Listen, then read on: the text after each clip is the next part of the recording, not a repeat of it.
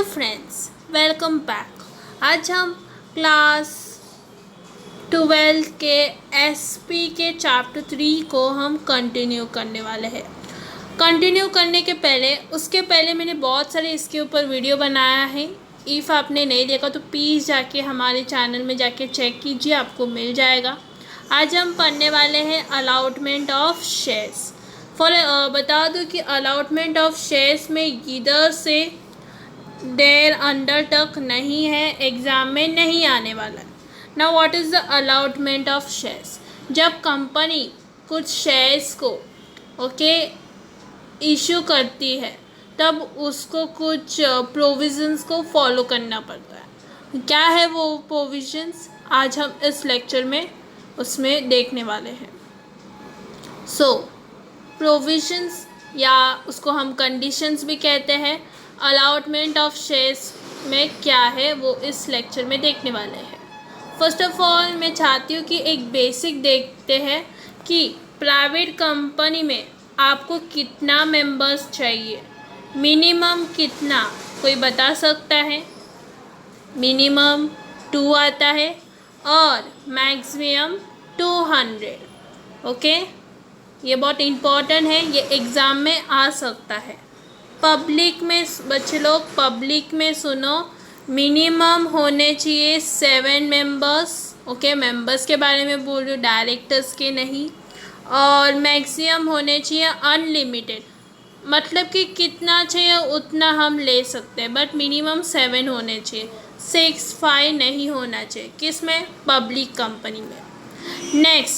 Next ये है कि नेक्स्ट मैं ये कहना चाहती हूँ कि जॉइंट स्टॉक कंपनी में is divided by into 2 parts. 2 parts क्या है? One is private company and one is public company. जो हमने देखा कि प्राइवेट कंपनी में कितने मेंबर्स होने चाहिए और पब्लिक कंपनी में कितने मेंबर्स होने चाहिए। पब्लिक कंपनी में ऑलवेज रिमेंबर 3 डायरेक्टर्स तो होने ही चाहिए। ओके, तो ये याद रखना, क्योंकि इस प्रोविजंस में हम वही पढ़ने वाले हैं। Okay friends, now provisions and conditions for allotment of shares. इसमें ये बताया गया है कि कंपनी एक्ट में 2013 है। ओके, रिमेंबर दिस, क्या प्रोविजंस है वो बताया गया है। Okay, allotment of shares 2 type के होते हैं, one is statutory provisions and another is general principles. Statutory provisions आज हम देखने वाले हैं, उसके पॉइंट्स को। ओके, तो first of all one is registration of prospector. Okay, always remember prospector है ना, वो सिर्फ पब्लिक कंपनी को कंपलसरी है प्रोस्पेक्टस को बनाना। मतलब प्रोस्पेक्टस क्या होता है? प्रोस्पेक्टस वो होता है जो कंपनी के बारे में डिटेली बताया जाता है कि क्या क्या कंपनी में है, क्या वो सब। Okay, that is prospectus.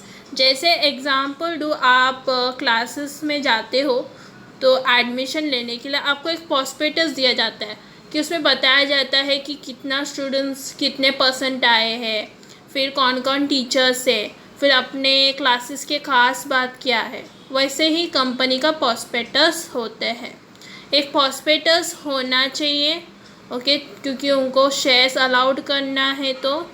और उसमें ये बताया गया है कि उस प्रोस्पेक्टस में डायरेक्टर्स और 3 डायरेक्टर्स होते हैं ना पब्लिक कंपनी में, तो तीनों डायरेक्टर्स के साइन होने चाहिए उस प्रोस्पेक्टस में। ओके, तीनों साइन होने चाहिए।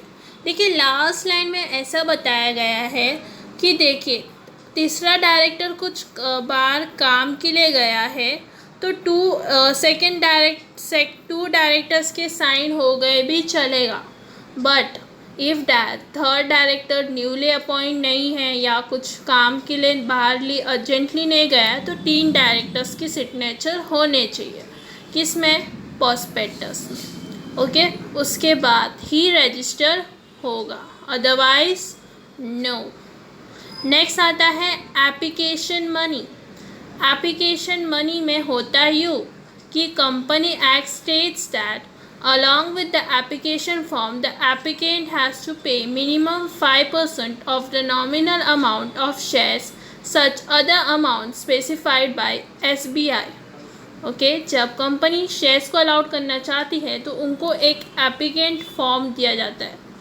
ओके एक फॉर्म दिया जाता है, बोल सकते एक रजिस्ट्रेशन के लिए, एप्लीकेशन के लिए। ओके अलाउडमेंट शेयर्स अलाउड करना है शेयर्स को, उसके वजह से आपको एप्लीकेशन देना है। ओके जैसे आप किसी भी कंपनी में जाते हो, आपको जॉब चाहिए तो आप एप्लीकेशन देते हो ना, वैसे ही। ओके उस एप्लीकेशन फॉर्म में एक एप्लीकेशन मनी पे करना पड़ता है, 5% पे करना पड़ता है। This is for public company. Okay ये पब्लिक कंपनी को 5% अमाउंट पे करना है और बचा हुआ अमाउंट बाद में जो सिब्बी उनको समझाएंगे कि कभी पे करना है। ओके पर 5% पे करना ही है। ओके और नेक्स्ट है कि 25 प्राइवेट कंपनी में सेम होता है, बट प्राइवेट कंपनी में होता यूँ कि उनको एप्लीकेशन फॉर्म दिया जाता है। उस एप्लीकेशन फॉर्म में उनको 25% पे करना पड़ता है और बचा हुआ % बाद में पे कर सकते हो, वो बताए जाएंगे। Okay this is called application money. Example दूँ तो मेरा पब्लिक कंपनी है, मेरे एक पब्लिक कंपनी है और मुझे शेयर्स को इशू करनी है, तो मैं क्या करूँगी, एप्लीकेशन फॉर्म मिलेगा मुझे सिब्बी से सब, और मैं वो फॉर्म को फिल करके उसको पे करूँगी। कितना पे करूँगी, 5%, क्योंकि मैं पब्लिक कंपनी हूँ। बट इफ़ मैं प्राइवेट कंपनी होती तो कितना, 25% मुझे पे करना पड़ता। This is called application money. Next is minimum subscription. Minimum subscription में होता यूँ कि फॉर एग्ज़ाम्पल सिब्बी ने बोला है कि आपके यहाँ सिर्फ 90% शेयर्स तो इशू होने चाहिए, 90% मिनिमम 90% सब्सक्रिप्शन होने चाहिए, बट आपका सिर्फ 50% सब्सक्रिप्शन है और बचा हुआ नहीं है, तो आपको शेयर्स वापस जो किसने भी ख़रीदा है उसको देना पड़ेगा। मतलब मैं समझाती हूँ एग्ज़ाम्पल के साथ। मेरी एक कंपनी है, ओके मेरे कंपनी में बहुत सारे लोगों ने शेयर्स खरीद लिया, पब्लिक ने। ओके पब्लिक, मेरा पब्लिक कंपनी तो पब्लिक ने शेयर्स खरीद लिया। फॉर एग्ज़ाम्पल मेरा सिर्फ 60% शेयर्स खरीद लिया और बचा हुआ मेरा बच गया, तो अभी क्या होगा, मैं वो 60% सब्सक्रिप्शन जो है उनको वह पैसा वापस दूंगी, क्योंकि मैं अलाउड नहीं कर पाऊंगी, क्योंकि कंपनी एक्ट 2013 में रूल्स है कि 90% मतलब 90% सब्सक्रिप्शन होने चाहिए, अदरवाइज़ आपको पैसे वो वापस देने पड़ेंगे। ओके इफ़ आपको वो पैसे वापस नहीं देने हैं, आपको रिफ़ंड नहीं करने, तो मैं क्या करूँगी, मैं एक अंडर राइटर को अपॉइंट करूँगी ना। अंडर राइटर कौन होगा, अंडर राइटर कोई भी हो सकता है, बैंक हो सकता है, एनीवन।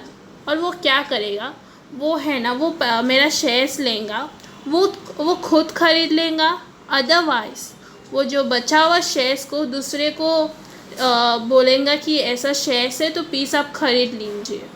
तो वैसे ख़रीदते हुए मेरा 90% सब्सक्रिप्शन हो जाएंगे।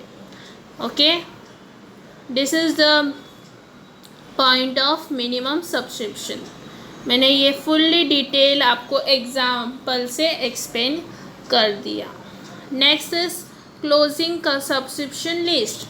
नाउ व्हाट इज़ दैट, मतलब कि देखो रोज़ आप सब्सक्रिप्शन ले पाओगे, एक दिन होता है उसके लिए। फॉर एग्ज़ाम्पल आप कॉलेज में एडमिशन लेते हो तो उन लोग बोलते हैं सिर्फ 10 दिन आपको दिया जाता है।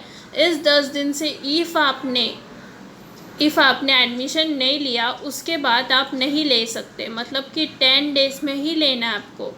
जैसे मैं 10 डेज़ के बाद चली गई तो मुझे एडमिशन नहीं मिलेगा, वैसे ही सब्सक्रिप्शन में होता है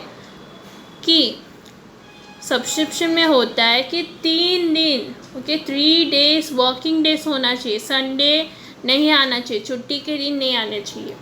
ये 3 दिन में आपको सब्सक्रिप्शन मतलब कि जो लोग पब्लिक से सब्सक्राइब लेना है, मतलब पब्लिक को वो शेयर्स को ख़रीदना है। इफ़ पब्लिक ने कोई भी 3 दिन में नहीं किया तो वो चौथा दिन उनको शेयर्स नहीं मिलेगा। जैसे कि ये मेरा कंपनी है, ओके, रानी मेरे पास आ जाती है और 4th दिन में आ जाती है, ओके, और मुझे बोलती है कि मुझे शेयर्स इशू करना है, बट मैं उसको इशू नहीं कराऊंगी क्योंकि 3 दिन का टाइम दिया था, वही दिन में उनको आके देना, सब्सक्रिप्शन करना था, मतलब कि शेयर्स को ख़रीदना था। Okay, this is called closing of subscription list. तो ये रहा। Now basis of allotment. Basis of allotment, first of all I will tell you under subscription का मतलब क्या होता है। अंडर सब्सक्रिप्शन, इफ़ आप लाइन को इधर भी रीड करोगे तो आता है कि अंडर सब्सक्रिप्शन क्या होता है। अंडर सब्सक्रिप्शन मतलब जितना सब्सक्रिप्शन चाहिए मुझे उससे कम आया, ओके। जैसे कि मुझे 90%, ओके, फॉर एग्ज़ाम्पल 50% चाहिए, मैं एग्ज़ाम्पल ले रही हूँ, अदरवाइज़ 90% ही होता है, बट मुझे 50% ही सब्सक्रिप्शन मिला है। ओके, सॉरी, मुझे 50% सब्सक्रिप्शन चाहिए बट मुझे सिर्फ 30% ही मिला है, 20% बच गया मेरा, तो उसको कहते हैं अंडर सब्सक्रिप्शन। ओके, उसको कहते हैं अंडर सब्सक्रिप्शन। बट वहाँ आया ओवर सब्सक्रिप्शन। क्या आया? Over subscription. उसमें होता यूँ कि मुझे 50 सब्सक्रिप्शन चाहिए, 50 सब्सक्रिप्शन, बट मुझे 60 सब्सक्रिप्शन आया, मतलब कि 50 से ज़्यादा, मतलब कि कितना भी सब्सक्रिप्शन चाहिए उससे ज़्यादा आया, उसको कहते हैं over subscription. Okay, this is called over subscription.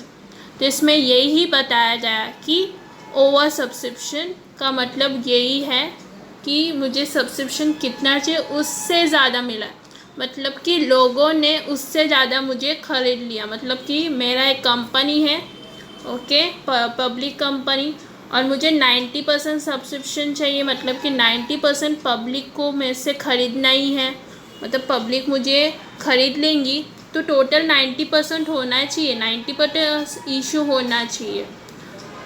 उसमें मुझे 100% हो गया या 200 हो गया, ओके, 90% के ऊपर हो गया, तो उसको कहते हैं ओवर सब्सक्रिप्शन। बट 90% के नीचे कितना चाहिए उसके नीचे हुआ, लाइक 80% हुआ, उसको कहते हैं अंडर सब्सक्रिप्शन।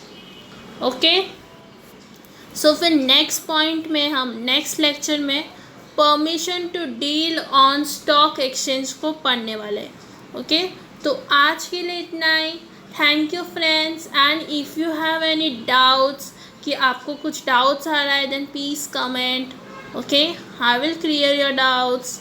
सो आज के लिए इतना ही, हम नेक्स्ट लेक्चर में मिलेंगे। इफ़ आपने मेरे चैनल को सब्सक्राइब नहीं किया तो प्लीज़ सब्सक्राइब कीजिए, ऐसे और अपडेट्स वीडियोस आने के लिए। Okay, thank you.